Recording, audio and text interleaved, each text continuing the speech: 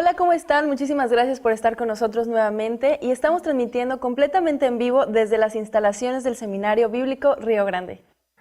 Y estamos muy agradecidos por su participación. Estamos viendo que cada vez es mayor el número de creyentes comprometidos para aprender acerca del liderazgo bíblico, así que muchas gracias por acompañarnos. Para la cápsula informativa del día de hoy se encuentra con nosotros Patricia Oviedo.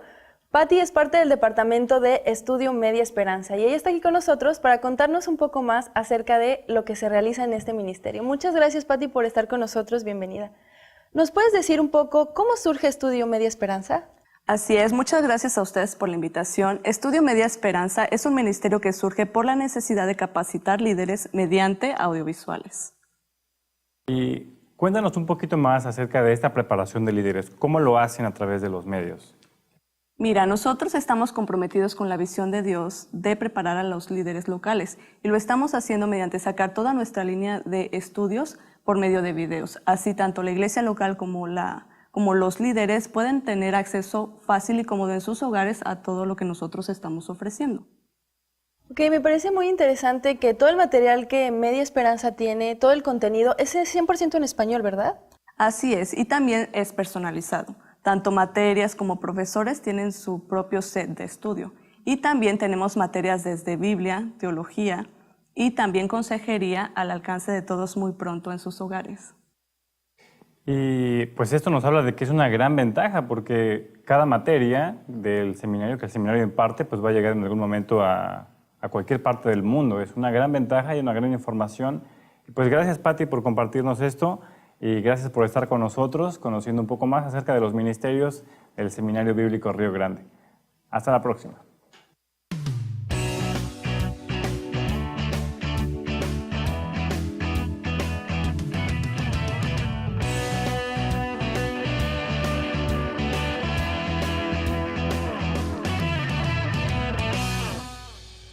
Con una descripción del Nuevo Testamento. ¿Qué es el Nuevo Testamento? En el Seminario Bíblico Río Grande buscamos que la preparación para el ministerio sea cada vez más accesible. Nuestras clases por extensión ofrecen llevarte el entrenamiento en la palabra de Dios a tu casa o a tu iglesia, brindándote un ambiente de salón de clases. En Río Grande estamos trabajando para ofrecerte todo nuestro plan de estudios en los diferentes énfasis para el ministerio: pastoral, misiones, educación cristiana, ministerios femeniles. Queremos ser parte del llamado que Dios te ha dado. Recibe a distancia todos los beneficios que tienen nuestros estudiantes. Tenemos un Dios visionario que nos quiere hacer parte de su plan global, llevando el salón de clases hasta donde tú estás.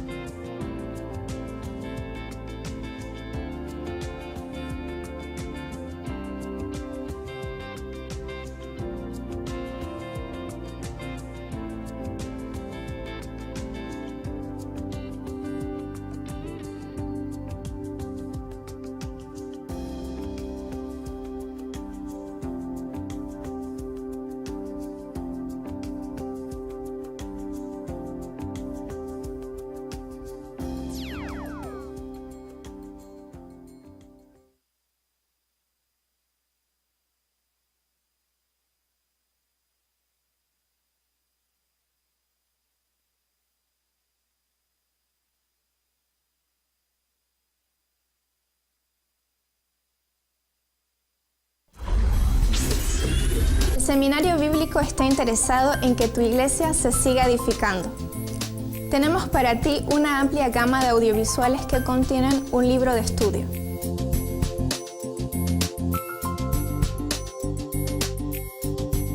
Estos cursos están diseñados tanto para líderes laicos como para una congregación sedienta de la palabra de Dios.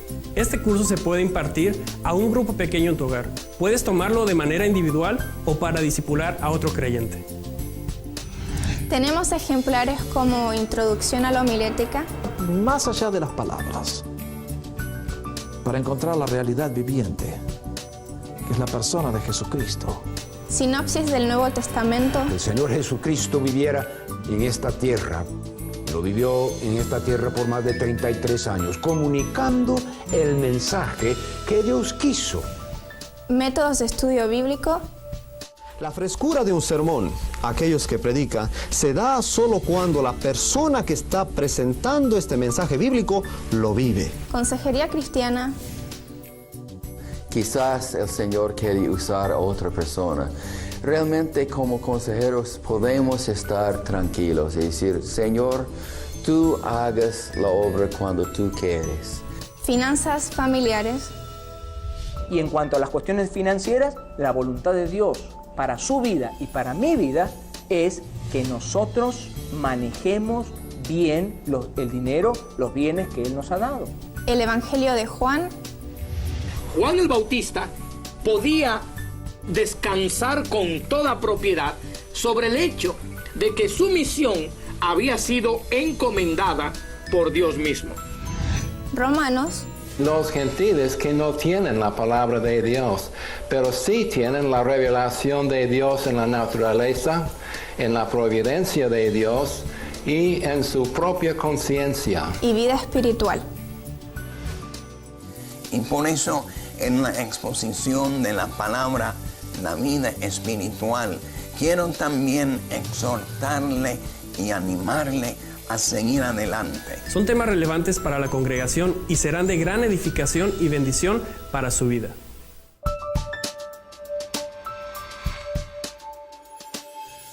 Para más información, nos puedes llamar al teléfono 956-380-8135.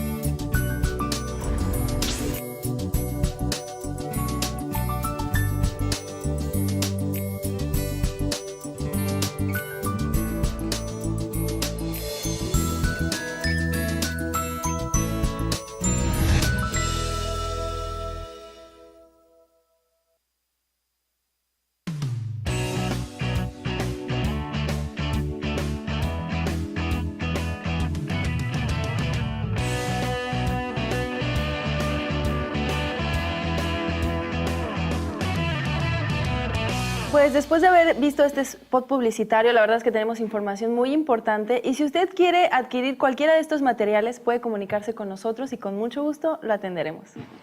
Y pues ya estamos listos para nuestra conferencia con el licenciado Alejandro Colombo, así que espero que estén listos ya con bolígrafo y papel para tomar notas y que no se les escape nada. Vamos directamente, gracias por acompañarnos y hasta la próxima.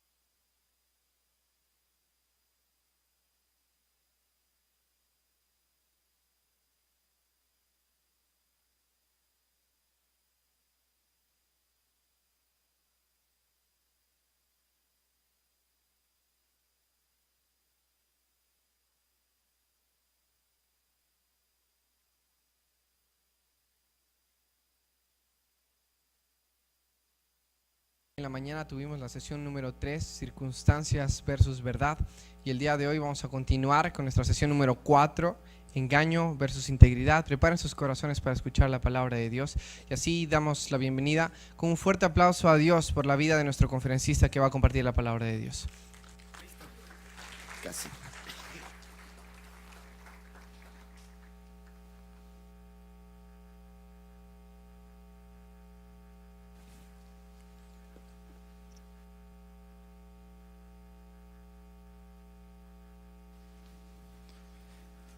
Muy buenas tardes, ¿cómo están? Uy, están dormidos, ¿qué pasó? Buenas tardes. Miren, ya salió el sol, así que hay que resplandecer también nosotros, ¿eh? Fuerza, ahí. Bien, estamos en la sesión número 4. Tengo una buena noticia. Ya pasaron la mitad, estamos en la segunda mitad. Estamos en el segundo tiempo del partido, ya empezamos ahora. Los últimos 45 minutos, por 3, bueno, porque van a ser 3 sesiones. Pero siguiendo ese paralelo, ¿no?, con lo que es el fútbol que tanto conocemos en Latinoamérica. Quería saber una cosa, a ver, pónganse de pie, ¿cuántos de ustedes son de Sudamérica? ¿Cuántos vienen de Sudamérica? A ver. Ah, muy bien, algunos levantan la mano, otros el mate. Otros la chipa. Bien, bueno, pueden tomar asiento. ¿El resto? ¿De Centroamérica? ¿Sí? A ver, levántense. ¿Cuántos vienen de Centroamérica? ¿Y los que no se levantaron, de dónde vienen? ¿De Marte? Bueno, muy bien, tomen asiento. Qué alegría ver que el Señor está trayendo personas aquí a formarse de todas partes. Y tiene un propósito grande con sus vidas. Bien, vamos a continuar entonces con la sesión número 4. ¿Qué vimos en la sesión número 1?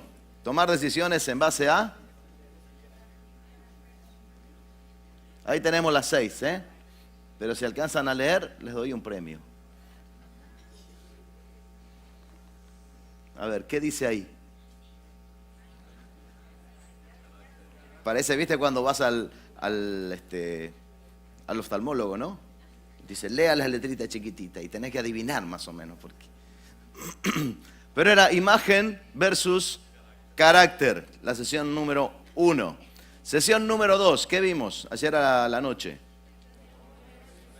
Temor versus fe. Ahora sería interesante que no estés leyendo el material. Estamos tratando de refrescar un poco la memoria, ¿no? Hacer un repasito.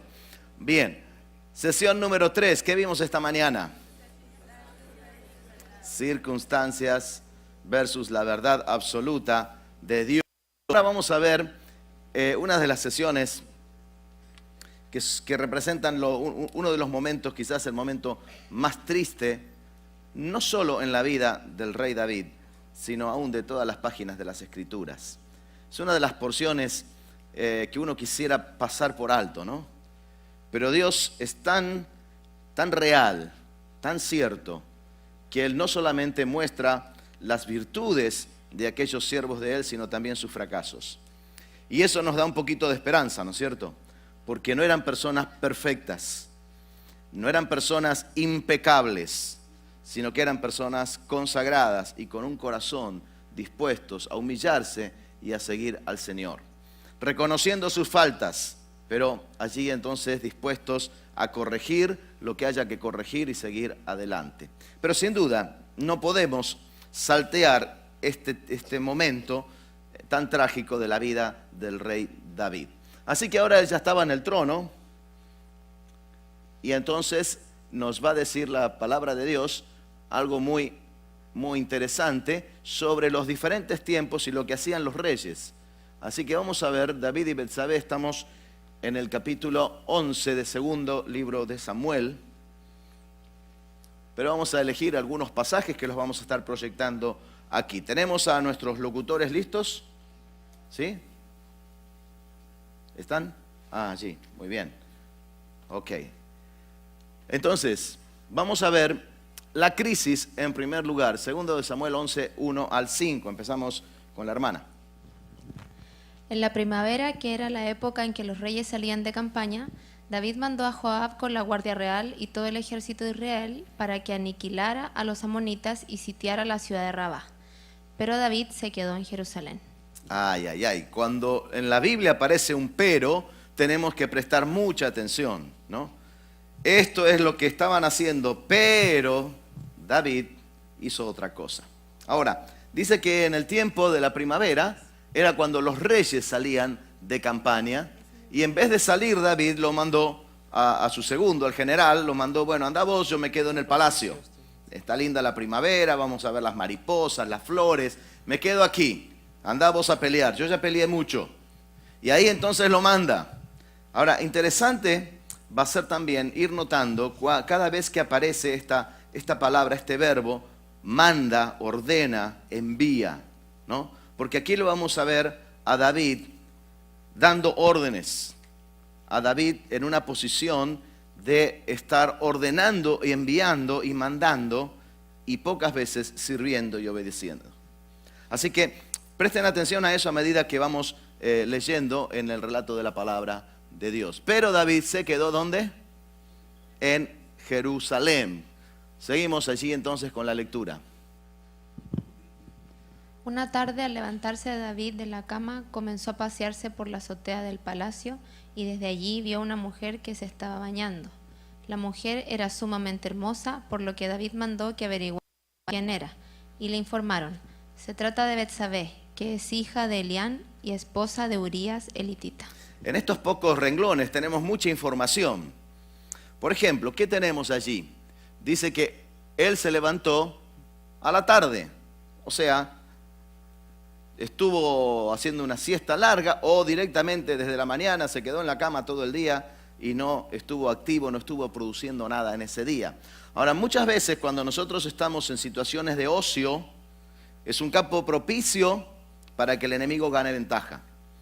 Y aquí cuando él tenía que estar en la guerra, tenía que estar allí en la campaña, sin embargo está en la cama, descansando todo el día en el palacio y disfrutando de la primavera. Así que vemos que él no está en el lugar donde Dios quiere que esté. Y este es el primer problema. Esta fue la primera decisión equivocada que tomó David. Y vamos a ver nosotros en este momento de la vida de David una serie de decisiones equivocadas. Pero esta es la primera, cuando él decide quedarse en el palacio. Y se levanta una tarde y empieza a mirar allí y ve que en la azotea, en la terraza de una de las casas cercanas al palacio, ve a una mujer que se trata de Betsabé, ¿no? Le informan, él manda a preguntar quién es, otra vez manda, ¿sí? Él manda y a preguntar, bueno, ¿quién es esa mujer tan hermosa? Y le informan, ¿qué cosa? El nombre de ella, quién es el padre, pero también algo muy importante, que es una mujer casada, que tiene marido, que tiene dueño. Así que él estaba sabiendo estas cosas, estaba bien informado y no es que fue inocente luego en su decisión que tomó. Avanzamos. Entonces David ordenó que la llevaran a su presencia y cuando Betsabé llegó, él se acostó con ella. Después de esto, ella volvió a su casa. Hacía poco que Betsabé se había purificado de su menstruación, así que quedó embarazada y se lo hizo saber a David. Ahí está, otra vez la palabrita, sino que ¿qué hace David? Ordenó que la llevaran a su casa. Él se creyó con derecho como rey de tomar y de hacer lo que se le antojase en gana. Y ahí entonces él dice, tráiganmela y yo decido y hago lo que quiero con mi vida. Entonces vemos una serie de pasos equivocados en decisiones erradas que él va tomando. Continuamos con la historia. Todo lo contrario, cada uno es tentado cuando sus propios malos deseos lo arrastran y seducen. Luego, cuando el deseo ha concebido, engendra el pecado, y el pecado, una vez que ha sido consumado, da a luz la muerte. Ahora, ¿podía David echarle la culpa a Dios de ese pecado, de esa tentación? ¿Podía decir, bueno, Dios, tú me pusiste una mujer ahí bañándose en la terraza? Podemos pensar de que él de alguna manera estaba dispuesto a echarle la culpa a Dios. Santiago dice claramente que cómo es el tema de la tentación. Cada uno es tentado cuando de sus propios malos deseos es atraído y seducido. Luego, cuando el deseo ha concebido, engendra el pecado. Y el pecado, una vez que ha sido consumado, da a luz, ¿qué cosa? La muerte. Así que la cadena que vemos en lo que es desde la tentación, ceder a la tentación, la atracción y la seducción, y cuando uno cede, la concepción del pecado, y eso irremediablemente da a luz la muerte. Y aquí tenemos en esta gráfica lo que estábamos diciendo recién. Ahora, el deseo no es malo. Es un deseo natural que Dios puso en todo hombre, ser atraído hacia una mujer, y en las mujeres ser atraído hacia los hombres. Esto es lo natural. El deseo no está malo. Una vez había un muchacho que recién había conocido al Señor, y entonces venía de una vida mundana, y entonces ahí decía, pero me cuesta mucho, cuando veo a una chica, me cuesta mucho no sentirme atraído hacia ella. Entonces el misionero le dice, bueno, lo que puedes hacer, cada vez que ves a una señorita linda, bonita, que te atrae, decirle, gracias Señor. Gracias Señor por esta mujer tan linda que has hecho. Y entonces él lo tomó en serio, él salía por la calle y de pronto iba así, gracias Señor. Muchas gracias Señor. Y ahí entonces, gloria Señor. Ahora, el problema no está en la primera mirada, el problema está en seguir mirándola. Y no solo para admirar su belleza, pero para codiciarle y decir, yo quiero tomar posesión, yo quiero satisfacer mis deseos a través de esa persona que no me corresponde. Entonces, eso es lo que está diciendo aquí. La tentación todavía no es pecado. Yo puedo sentirme tentado, pero puedo huir de la tentación. Y seguramente en el taller que están viendo sobre lujuria están hablando mucho de esto. Pero el problema es que cuando cedemos a la tentación, entonces da a luz el pecado. Y consecuentemente siempre el pecado lleva a la muerte, a la separación. Vamos a ver entonces, ahora que David consumó el pecado y queda embarazada Betsabé, y entonces se lo hace saber. ¿Ahora qué hacemos? Bueno, entonces empieza a tramar David diferentes estrategias para tapar su pecado, para encubrirlo. Y esto es lo que hace toda persona cuando comete un pecado. Lo primero que hace, bueno, ahora ya lo hice, tengo que tapar, que nadie se entere, que nadie lo sepa. Pero el problema es que Dios sí lo sabe, ¿no? Así que vamos a estar viendo cómo fue aquí con David, porque es un cuadro de lo que también pasa con cada uno de nosotros. ¿Alguien que lo siga leyendo, por favor? El encubrimiento, fase 1. Manda a Urías a su casa. 2 Samuel 11, 6 al 11. Entonces David le envió este mensaje a Joab. Mándame aquí a Urías el hitita, y Joab así lo hizo. Cuando Urías llegó, David le preguntó cómo estaba Joab y los soldados y cómo iba la campaña. Ahora, yo quiero que no olvides que la persona que está manejando todo esto y ordenando y trayendo y tramando cosas es aquel pastorcito llamado David, con un corazón íntegro para Dios. Es la misma persona, no te olvides, no es otro. Ahora, ¿qué hace él ahí? Le envió mándame, otra vez dando órdenes, mándame aquí a Urías.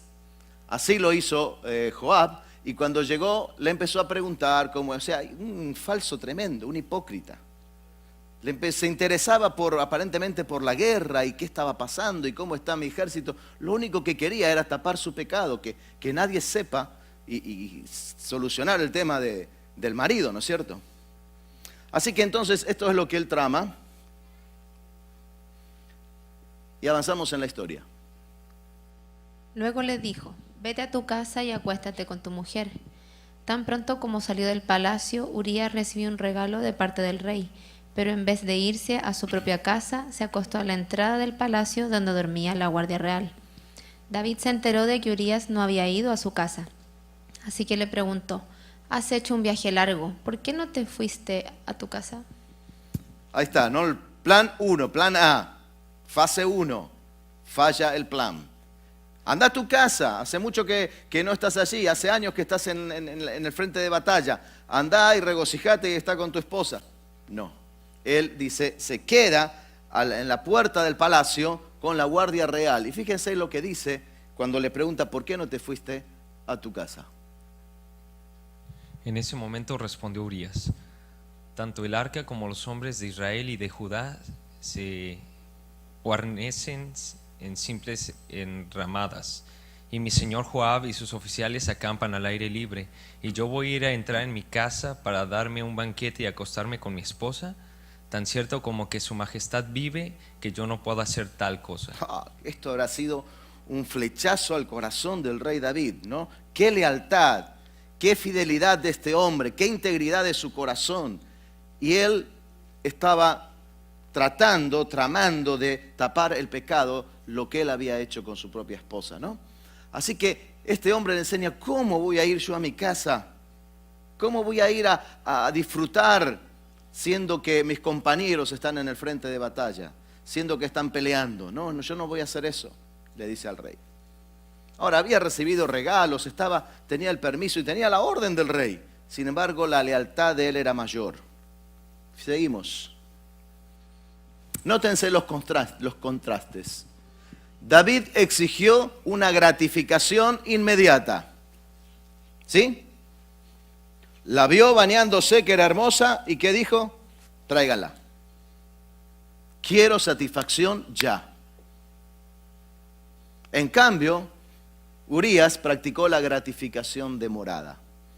¿Cómo yo, en esta situación, mis compañeros, cómo voy a ir a mi casa? No, yo voy a esperar el tiempo correcto. Primero está mi lealtad al rey, mi lealtad a mis compañeros y a la causa del rey. Así que es muy importante esto, ¿no? Nótense los contrastes. David abusó de su autoridad. Lo que decíamos antes, todo el tiempo mandando, ordenando, traigan, lleven, hagan. En cambio, Urías demostró su lealtad. Ahora, hermanos, no pierdan de vista esa palabrita. La lealtad es una especie en extinción. No abunda mucho. Pero es una de las características de un corazón que ama a Dios y que Dios aprecia. La lealtad. La lealtad a Dios en primer lugar, a su palabra, a su obra, a su causa y al pueblo de Dios.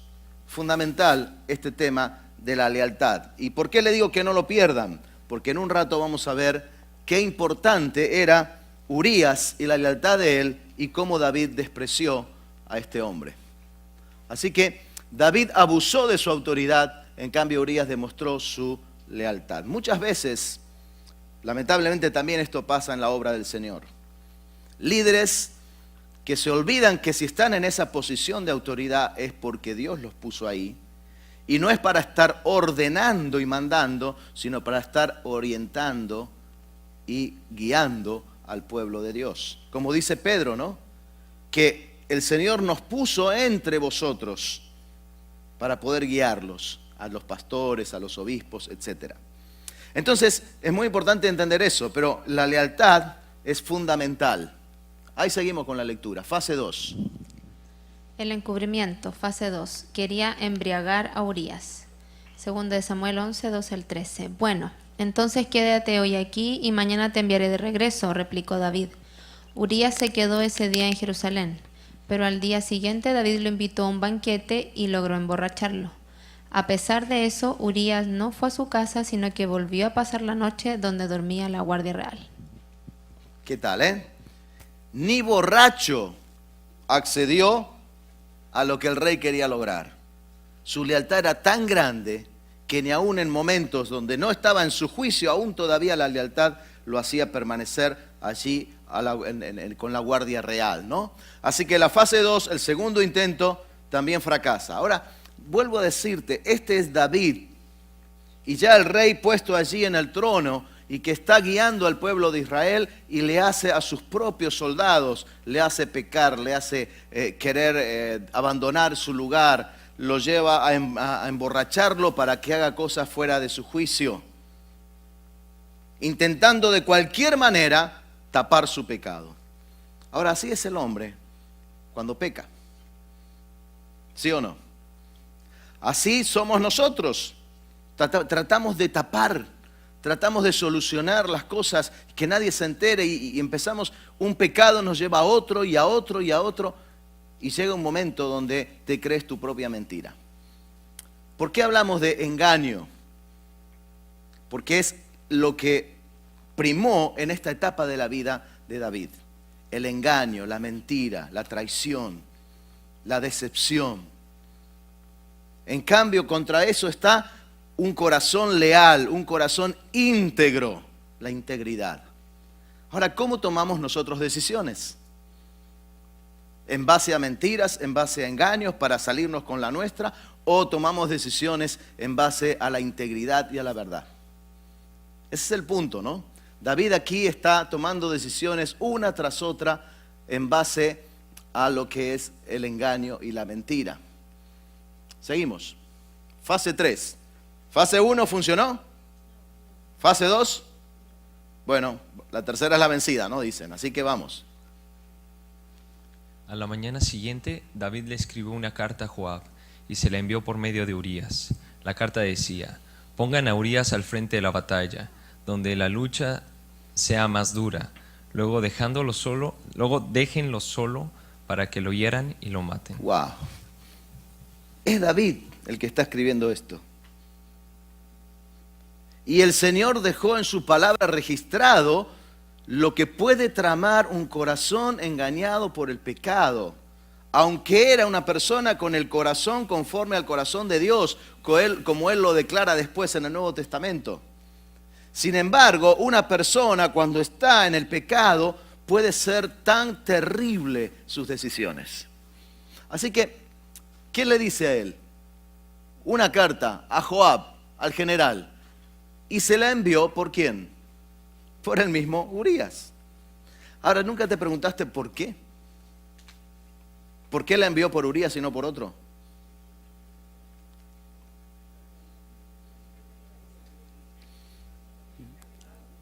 Las caras de ustedes me están diciendo todo.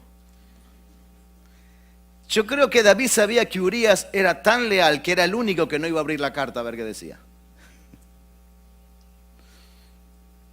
Dije, no tengo otro que es tan fiel que va a llevar esto y nadie se va a enterar. Y así fue, ¿no? Y él le entrega su propia sentencia a Joab, al general. Déjenlo solo para que lo hieran y lo maten. Seguimos. Por tanto, cuando Joab ya había sitiado la ciudad, puso a Urías donde sabía que estaban los defensores más aguerridos. Los de la ciudad salieron para enfrentarse a Joab, y entre los oficiales de David que cayeron en batalla también perdió la vida Urías el hitita. ¿Quién murió? ¿Quién lo mandó matar? ¿Quién era el soldado más fiel, más leal que tenía el rey David?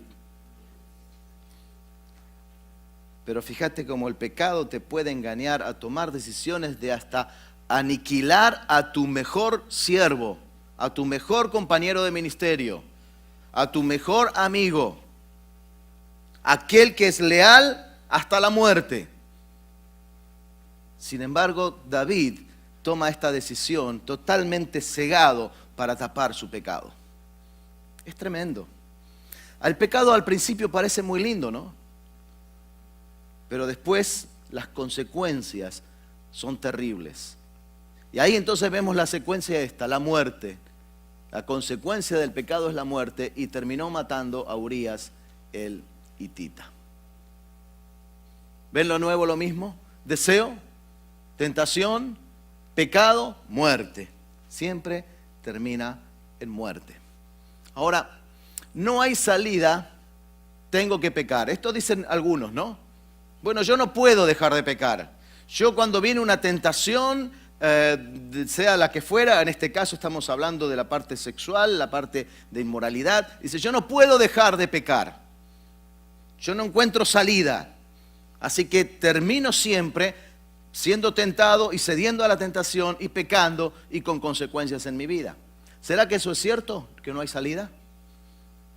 Fíjense cómo va esa autopista, ¿no? No hay dónde salir, no hay ningún exit.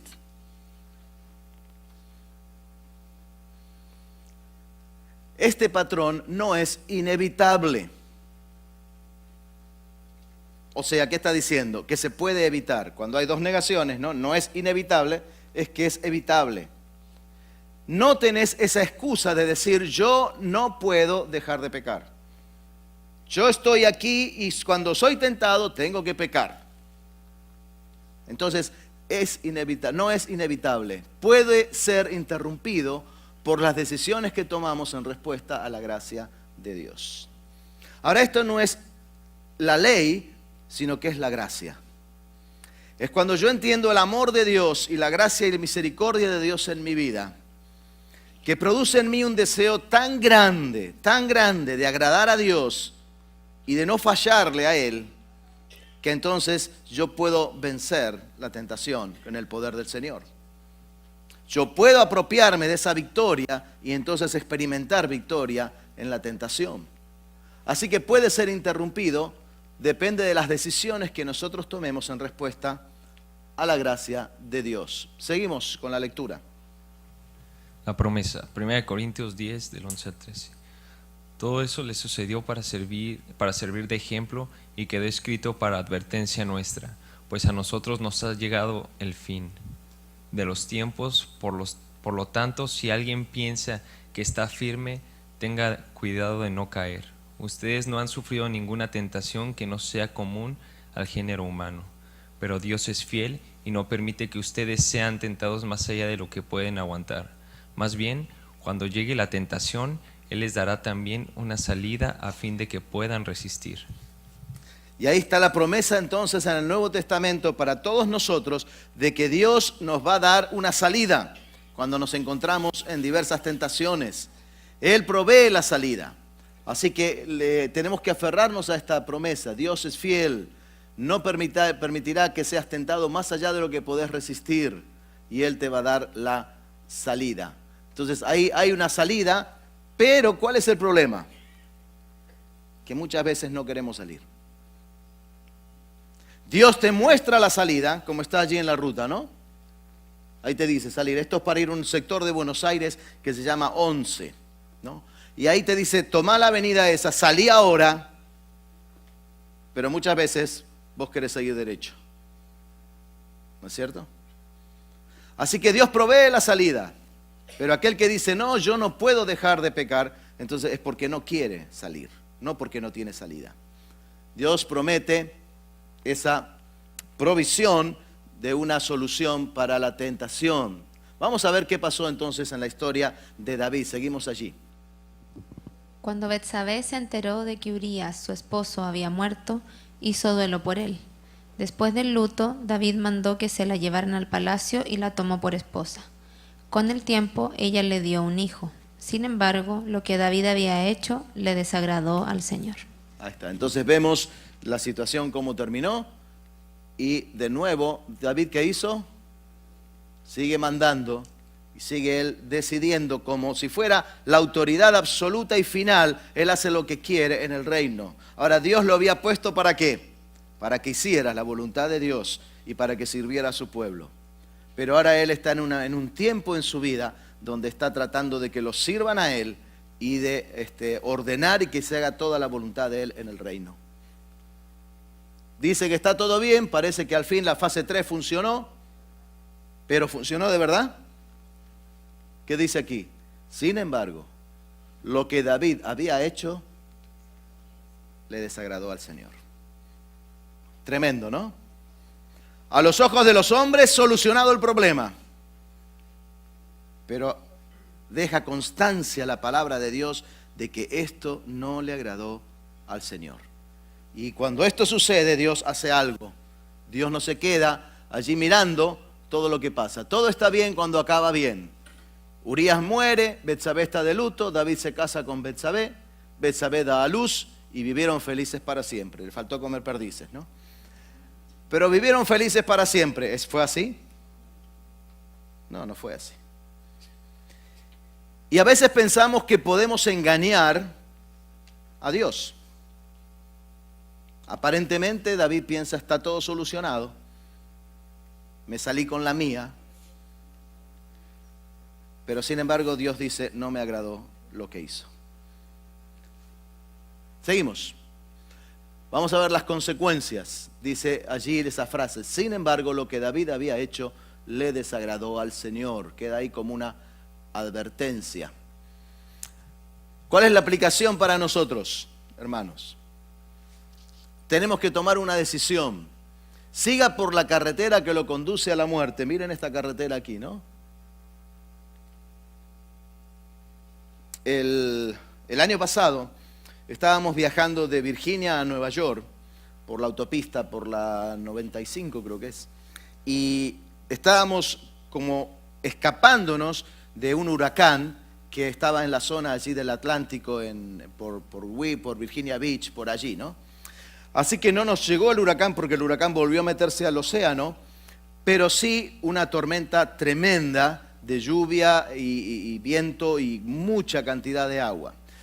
Manejamos desde allí, desde Richmond, Virginia, hasta Nueva York, y nos llevó más de 12 horas hacer ese viaje, un viaje que era, no sé, de 6, 8 horas máximo. Pero todo con lluvia, no se veía nada. Y vos veías solamente un auto acá, un camión ahí, con 4 vías, algo parecido a esto. Pero con la lluvia no se veía nada. No había forma de parar, de tirarte a la banquina y parar. Eso te llevaba, tenías que ir. Y era muy peligroso. Entonces, cuando yo veo esto así, siga la carretera que conduce a la muerte o tome la salida que Dios provee y dé media vuelta. Ahora, la mayoría de la gente, ¿cómo va? Va por la ruta de la muerte. Es el camino ancho, el camino fácil y el camino que lleva a la muerte. Sin embargo, Dios nos provee en ese camino, nos provee de una salida y nosotros tenemos que dar la vuelta. A veces la salida de Dios es parecido a esto, ¿no? Tenemos que encontrar la salida, pero la salida está. Está en nosotros tener esa disposición y esas ganas de tener una vida victoriosa, triunfante. La decisión, mejor aún, permanezca en el camino correcto todo el tiempo. ¿Sabes? ¿Por qué tenemos que ir cerca del límite a ver si nos caemos o si permanecemos en pie? ¿Por qué nos gusta esa adrenalina del riesgo? Si podríamos andar por el centro del camino y estar lejos del borde. ¿Entendés la idea? Ahora, en nuestra vida de sexualidad, de moralidad, ¿por qué tenemos que andar siempre a ver hasta dónde puedo ir? Los jóvenes siempre preguntan, ¿no? ¿Hasta dónde puedo con mi novia? ¿Por qué tenés que preguntar hasta dónde? Si hay tanto que se puede hacer. ¿Por qué preguntar hasta dónde no? ¿Entendés la idea? Entonces, ¿qué dice aquí? Lo mejor de todo es andar en el camino correcto todo el tiempo, lejos del borde, lejos de la banquina. No estés allí probando a ver si te caes o no te caes. ¿Y sabes lo que va a pasar con eso? Vas a tener una vida de pureza, vas a tener una vida limpia y el día de mañana a tus hijos le vas a poder decir, ¿sabes qué? Mamá y yo tuvimos un noviazgo santo, un noviazgo puro y no nos avergonzamos de nada. Y le vas a poder decir a tus hijos de cómo tener un noviazgo que agrada a Dios. Ahora, no solamente en el noviazgo, también en la relación de pareja. En todo lo que es nuestra sexualidad, tenemos que, la pureza tiene que ser lo que reine y no ver hasta dónde podemos ir, sino todo el lugar que tenemos para movernos con total libertad. ¿Me entiendes lo que digo, no? Así que la decisión, mejor aún, permanezca en el camino correcto todo el tiempo. Esta trágica serie de acontecimientos podrían haberse evitado solo si David hubiera estado en el lugar correcto.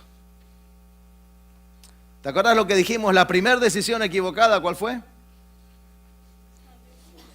No estaba en la campaña, se quedó en el palacio a dormir. Ahora, muchas veces estamos nosotros en situaciones vulnerables, situaciones peligrosas. Entonces, ¿para qué dar lugar al diablo? Dice allí, estar en el lugar correcto, estar en el centro de la voluntad de Dios todo el tiempo. Y eso es lo que tenemos que nosotros asegurarnos. ¿Qué medidas positivas Dios quiere que usted tome ahora para proteger su pureza moral? ¿Sabes? Tenemos que tener convicciones en todas las áreas, pero en esta área principalmente. Ahora, ¿qué es una convicción? En primer lugar, una convicción no es lo que otros me imponen a mí,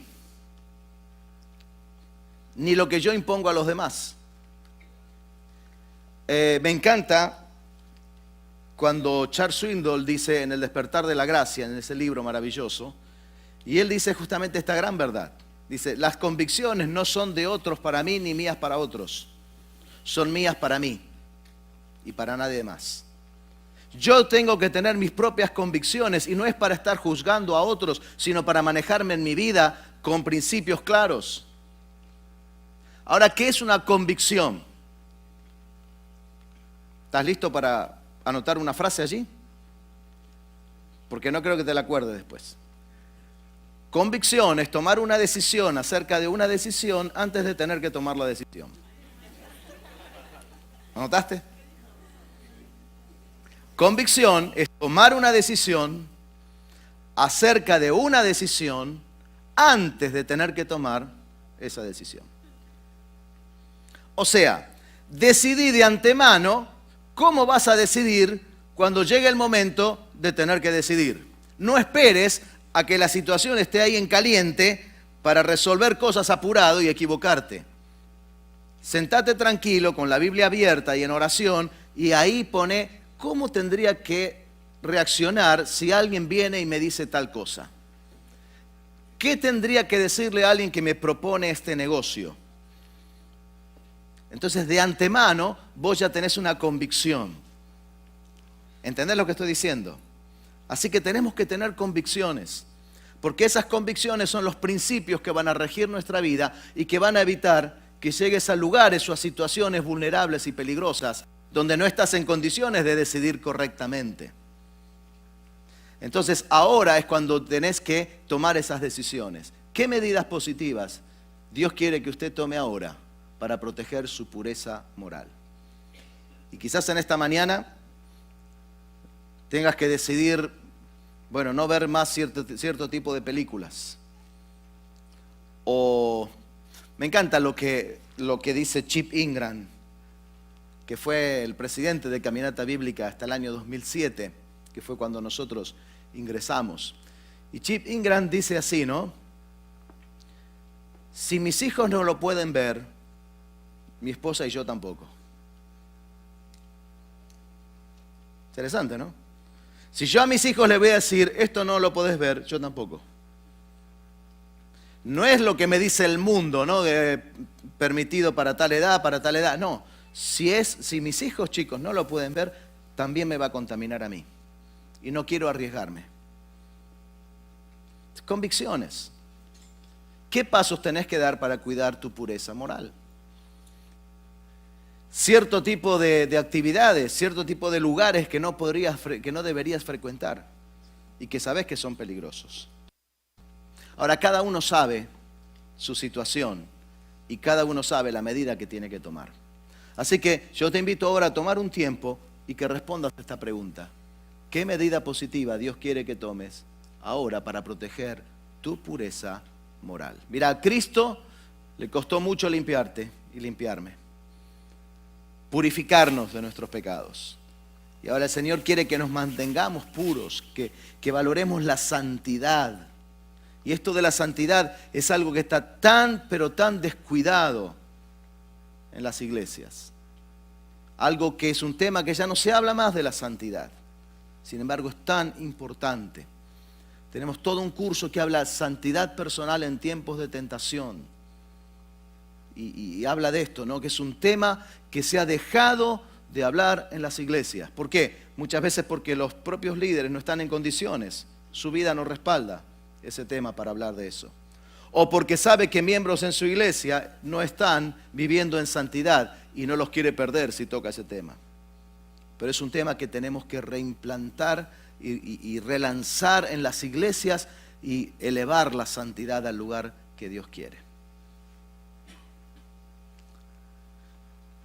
Engaño versus integridad. ¿Cómo tomamos decisiones? David quería salirse con la suya y entonces utilizó el engaño y la manipulación. O vamos a ir con la integridad y vamos a ir con la verdad de un corazón totalmente comprometido con Dios. Vamos a orar. Señor, en esta tarde queremos agradecerte por tu palabra y también, Señor, como hemos cantado y hemos visto en tu palabra, Señor, que tú eres un Dios santo. Y, Señor, sabemos que la santidad es lo que te complace. Si llamamos por Padre a un Dios santo, tenemos que vivir en santidad cada momento de nuestra vida. Y, Señor, en esta área donde David se equivocó tan grande, ayúdanos, Señor, para cuidar esa santidad y esa pureza. Ayúdanos, Señor, a tomar medidas prácticas para no estar en situaciones vulnerables y peligrosas. Ayúdanos, Señor, a no jugar con el pecado, sino a andar lejos del límite, lejos del borde, no viendo hasta dónde podemos arriesgarnos. Y así, Señor, poder ser un pueblo santo para la gloria y honra de tu nombre. Te lo pedimos en el nombre de Jesús. Amén.